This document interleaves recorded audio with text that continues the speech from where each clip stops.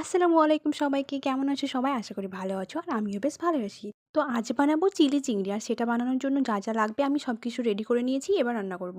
তো প্রথমেই আমি কড়াইয়ে তেল দিয়ে দিয়েছি, তারপরে চিংড়িগুলোকে ভালো করে ভেজে নেব। একটু কড়া করে ভাজবো, লাল লাল করে এপিঠ ওপিঠ দুই পিঠ ভালো করে ভেজে নিয়ে তারপরে রান্নাটা শুরু করব। ভাজা আমার হয়ে গেছে, এটাকে তুলে রেখে তারপরে ওই তেলে আর একটুখানি তেল দিয়ে দেবো হচ্ছে তেজপাতা, 5 ফোড়ন, 2টো শুকনো লঙ্কা, কয়েকটা চেরা কাঁচা লঙ্কা। আর অন্যদিকে আমি বানাবো একটি সসের মিশ্রণ, যেটাতে লাগবে red chilli sauce, green chilli sauce আর ডার্ক সোয়া সস। এই তিনটিকে ভালো করে মিশিয়ে ওই তেলের ওপরে দিয়ে দেবো।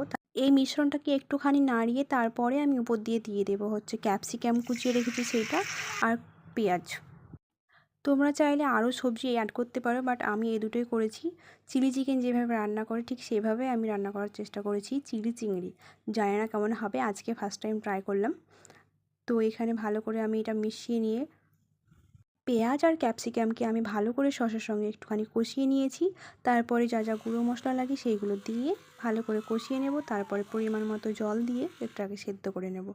দেখতে পাচ্ছ কষানো খুব সুন্দরভাবে হয়ে গেছে। উপর দিয়ে আমি দিয়ে দিচ্ছি হচ্ছে আদা রসুন বাটা, আর দিয়ে দিব 1 চা চামচ শুকনো লঙ্কা গুঁড়ো, দিয়ে দিচ্ছি স্বাদ মতো লবণ, 1 চা চামচ হলুদ গুঁড়ো, 1 চা চামচ জিরে গুঁড়ো আর 1 চা চামচ ধনে গুঁড়ো। বাস, আর কিছু লাগবে না। তারপরে ভালো করে মশলার সঙ্গে আবার ভালো করে এটাকে কষিয়ে নেব।